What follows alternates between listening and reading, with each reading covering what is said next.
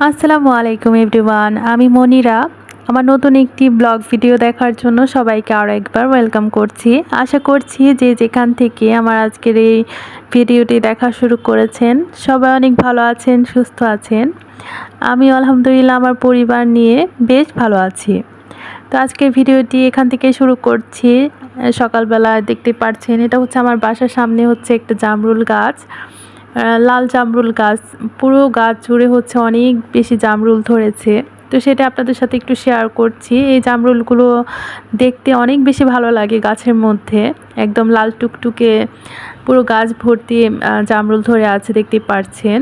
খুব বেশি ভালো লাগে দেখতে। আর এই জামরুলগুলো ভালোই মিষ্টি আছে। এমনিতে তো নর্মালি জামরুল হচ্ছে খুব বেশি একটা মিষ্টি হয় না, একটু পানসে টাইপ হয়, কিন্তু এই জামরুলগুলো ভালো আছে, খুব মিষ্টি। তো আজকের ভিডিওটি চলুন শুরু করি। আজকে সকালের এই ভিডিওটি পরে হচ্ছে ছেলেকে নিয়ে স্কুলে গিয়েছিলাম, তারপরে স্কুল থেকে এসে দুপুরে রান্না বান্না করব, সেটা আপনাদের সাথে শেয়ার করব। তো এখানে হচ্ছে আমি আজকে তো দুপুরে রান্না বান্না করার জন্য চলে আসলাম। এখানে আমার হাজব্যান্ড হচ্ছে কলিজা নিয়ে এসেছে, সাথে কলিজার সাথে হয়তো গরুর লিভার বা কিডনি আর হচ্ছে হার্ট ছিল, সব কিছু মিলিয়েই ছিল। তো সেগুলো আমি ছোট ছোট পিস করে গরম পানিতে হালকা করে ভাপ দিয়ে নিয়েছি, যাতে রক্তগুলো সুন্দর করে মানে চলে যায়। আর খুব ভালো করে ধুয়ে নিতে হবে, যেহেতু কলিজা অনেক বেশি রক্ত থাকে। তো দুপুরের জন্য আজকে এই কলিজা ভুনাটাই করব, যেহেতু বাচ্চার স্কুল আছে, স্কুল থেকে এসে দুপুরে রান্না বান্না করছিলাম আমি। তো এখানে হচ্ছে আমি কড়াইতে হচ্ছে পেঁয়াজ দিয়ে দিয়েছি, আর এখন গরম মশলা দিয়ে দিব। একে একে সব ধরনের গরম মশলাই দিয়ে দিব আমি। তো আজকে হচ্ছে এই কলিজা ভুনাটা রান্না করব, যেহেতু সামনে হচ্ছে কোরবানির ঈদ। আপনারা কিন্তু ইচ্ছা করলে আমার এই রেসিপি দেখে গরুর কলিজা ভুনা করে নিতে পারেন।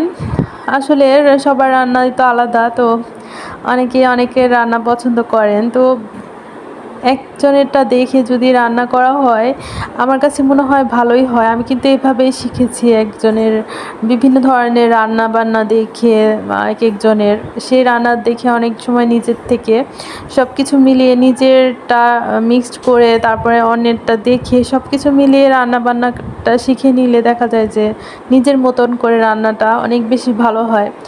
তো এখানে আমি পেঁয়াজটা হালকা কালার চলে আসছে, এবার হচ্ছে আমি আদা রসুন বাটা দিয়ে দিব। যেহেতু আদা রসুনের কাঁচার একটা ফ্লেভার থাকে, তো সেই জন্য একটু ভালো করে ভেজে নিতে হবে। হালকা করে ভেজে নিয়ে তারপর হচ্ছে আমি পানি দিয়ে তারপরে গুঁড়া মশলাটা দিয়ে দিব।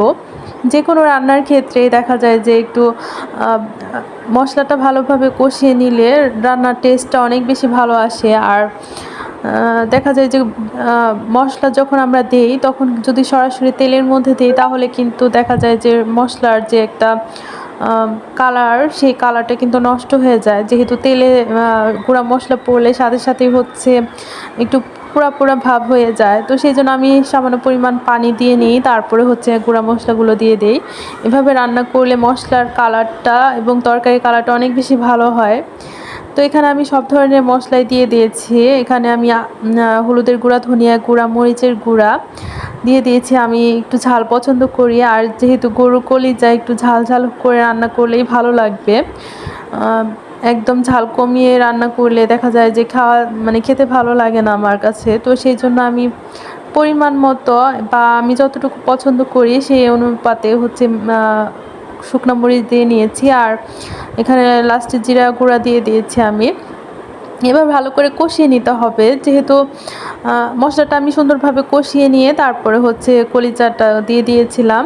কলিজা আমি একটু ছোট ছোট পিস করে করি, এতে করে কলিজার ভেতরে অনেক মশলাটা ভালোভাবে ঢোকে আর খেতে ভালো লাগে। অনেকেই অনেক বড় বড় পিস করে কলিজা রান্না করে, তো সেক্ষেত্রে আমার মনে হয় যে মশলাটা ভালোভাবে ঢোকে না ঠিক মতো। আর সেই জন্য আমি ছোট ছোট পিস করেই কলিজাটা ভুনা করি, এতে করে আমার কাছে মনে হয় সুন্দরভাবে সেদ্ধ হয়ে যায়, আর অনেক ভালোভাবে হচ্ছে মশলাটা ভেতরে পৌঁছে যায় আর খেতে ভালো লাগে। তো আমি কলিজাটা সুন্দর করে প্রথমে কষিয়ে নিয়েছি। অনেক ভালোভাবে কষিয়ে নিতে হবে, যাতে করে মশলাটা একদম সুন্দর করে কলিজার ভেতরে ঢুকে পড়ে। তো এরপরে গরম পানি দিয়ে দিয়েছি আমি, পরিমাণ মতো ঝোলের পানি দিয়ে তো রান্না করে নিচ্ছি। আর রান্নার পানিটা ভালোভাবে রান্না হয়ে আসলে মানে একটু কমে আসলে তখন আমি হচ্ছে কাঁচামরিচটা দিয়ে দিলাম। আমার কলিজা ভুনাতে কাঁচামরিচের ফ্লেভারটা ভালো লাগে, আপনাদের যদি ভালো না লাগে তাহলে স্কিপ করতে পারেন, আমার কাছে ভালো লাগে সেই জন্য দিয়েছি। আর দেখতেই পাচ্ছেন আমি রান্নাটা হয়ে গেছে। এবার লাস্টে একটু গরম মশলা গুঁড়ো দিব আর ভাজা জিরের গুঁড়ো দিব।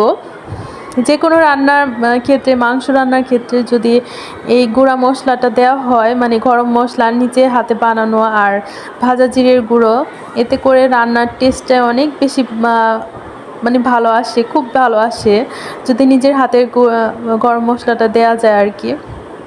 গরম মশলা গুঁড়াটা দিলে অনেক সুন্দর একটা ফ্লেভার আসে লাস্টে। আর গরম মশলা গুঁড়াটা দেওয়ার পরে খুব বেশি একটা রান্না করতে হবে না, 5 মিনিটের মতো আমি ঢেকে রান্না করে নিয়েছি। আর দেখতে পাচ্ছেন তেলটা ভেসে উঠেছে, একদম কলিজাটা ভুনা ভুনা হয়ে গেছে।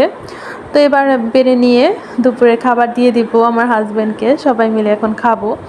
তো এভাবে আমি কলিজা ভুনা করি, আপনারা কিন্তু এভাবেই ট্রাই করতে পারেন। আর কলিজাটা অবশ্যই গরম পানি দিয়ে একটু ভাপ দিয়ে ভালো করে হচ্ছে রক্তটা ভালো করে ধুয়ে নিতে হবে, এতে করে সুন্দর কালার হবে, না হলে কিন্তু কালচে একটা কালার হয়, সেটা কিন্তু খেতেও ভালো লাগে না, দেখতেও ভালো লাগে না। তো এই তো আমার কলিজা ভুনাটা হয়ে গেল, আপনারা ইচ্ছা করলে এভাবে ট্রাই করতে পারেন। এরপর আসছি হচ্ছে বিকেলে, এখন হচ্ছে রাতের জন্য হালকা রান্না করব। তো যেহেতু কলিজা ভুনা করেছি সেটা দুপুরে খাওয়ার পরে কিছুটা থেকে যাবে। আর আমার আম্মু হচ্ছে বাসার থেকে হচ্ছে চাল কুমড়োর পাতা দিয়ে দিয়েছিল, একদম ফ্রেশ চাল কুমড়োর পাতা। আপনারা কে কীভাবে চাল কুমড়ার বড়াটা করেন সেটা তো আমি অনেকেই হচ্ছে এক এক রকম করেন, আসলে এক একজনের রান্নার স্টাইল আলাদা। তো অনেকে হচ্ছে ডাল বাটা দিয়ে করে, আজকে হচ্ছে আমি চালের গুঁড়ো দিয়ে করেছি। এখানে চালের গুঁড়োর সাথে আমি আদা রসুন বাটা আর এমনি নর্মাল সব গুঁড়া মশলা দিয়ে লবণ দিয়ে ভালো করে মিক্সড করে একটা ব্যাটার তৈরি করে নিয়েছি। এবার পাতাটা ভালো করে দিয়ে এই ব্যাটারের সাথে সুন্দর করে তো মাখিয়ে নিচ্ছি পাতাটা। এবার ভাজ করে নিব এভাবে, দুই পাশে দুইটা ভাজ দিয়ে তারপরে তো একটা ভাজ দিয়ে দিলাম। দেখতে পাচ্ছেন এভাবে করে আমি চাল কুমড়ার পাতাটা ভেজে নিব। তো কড়াই গরম করে দিয়েছি তেলের মধ্যে এবার হচ্ছে আমি চাল কুমড়ার পাতাটা দিয়ে ভাজি করব। চালের গুঁড়োটা দেওয়ার কারণে খুব সুন্দর মচমচে হয়, আর যেহেতু আদা রসুন বাটা দিয়েছি খুব সুন্দর একটা ফ্লেভার আসে আর খেতে ভালো লাগে। এখানে কিন্তু আপনারা ইচ্ছা করলে ডাল বাটা দিতে পারেন, ডাল বাটা দিলেও ভালো লাগে, মানে আমরা যে ডালের বড়া করি সেই ডাল বাটাটা দিলেও ভালো হয়। তো আমি আজকে চালের গুঁড়ো দিয়ে করেছিলাম, সেটা আপনাদের সাথে শেয়ার করলাম। তো এভাবে করে আমি তো সুন্দর করে মোচমোচে করে ভাজি করে নিব। আর নতুন নতুন ফ্রেশ চাল কুমড়োর পাতার বড়া কিন্তু খেতে খুব ভালো লাগে, আপনারা কিন্তু এভাবে ট্রাই করতে পারেন। আসলে বাসায় সবসময় দেখা যায় যে ডাল বাটাটা করতে ঝামেলা, সেই জন্য মাঝে মাঝে চালের গুঁড়ো দিয়ে করলেও কিন্তু ভালো লাগে। তো আমি কিন্তু প্রায় সময় এইভাবেই করি, আর আমার কাছে এইভাবেই ভালো লাগে চালের গুঁড়ো দিয়ে করলে। তো দেখতেই পাচ্ছেন আমি সুন্দর করে ভাজি করে নিচ্ছি। তো ভিডিওর একদম শেষে পর্যায়ে এসে সবার কাছে একটা রিকোয়েস্ট করে নিই, যারা যারা ভিডিওটি দেখছেন তারা প্লিজ আমার চ্যানেলটিকে সাবস্ক্রাইব যদি না করে থাকেন সাবস্ক্রাইব করে নেবেন, আর ভিডিওতে প্লিজ একটি লাইক করে দিবেন। তো দেখতেই পাচ্ছেন আমি চাল কুমড়োর বড়া ভেজে নিয়েছি, আর বাকিগুলো এখন ভেজে নিব। তো এখানে আবার দিয়ে দিয়েছি আমি 3টা, যেহেতু খুবই বড় বড় পাতা ছিল, একদম কচি ফ্রেশ সবুজ পাতা ছিল। তো আমি অনেকগুলোই ভাজি করে নিয়েছি একসাথে। তো দেখতে পাচ্ছেন এপাশ ওপাশ করে মুচমুচো করে ভাজি করে নিয়েছি, আমার চাল কুমড়োর পাতা বড়াটা কিন্তু হয়ে গেছে। তো আশা করছি আজকের ভিডিওটি আপনাদের কাছে ভালো লেগেছে। ভিডিওটি ভালো লাগলে প্লিজ আমার চ্যানেলটিকে সাবস্ক্রাইব করবেন, যারা যারা আমার চ্যানেলটিকে সাবস্ক্রাইব করেননি। যদি আমার ভিডিওর কোনো অংশ ভালো লেগে যায় তাহলে কিন্তু আপনি আমার চ্যানেলটিকে সাবস্ক্রাইব করে আমার সাথে থাকতে পারেন। তো আজকের মতো বিদায় নিয়ে আমার পরবর্তী ভিডিও দেখার আমন্ত্রণ রইল। সবাই অনেক বেশি ভালো থাকবেন, সুস্থ থাকবেন, আর আমার রান্নাবান্নাগুলো আপনাদের কাছে কেমন লাগে কমেন্ট করে অবশ্যই জানাবেন। সবাই ভালো থাকবেন। আসসালামু আলাইকুম এভরিওয়ান।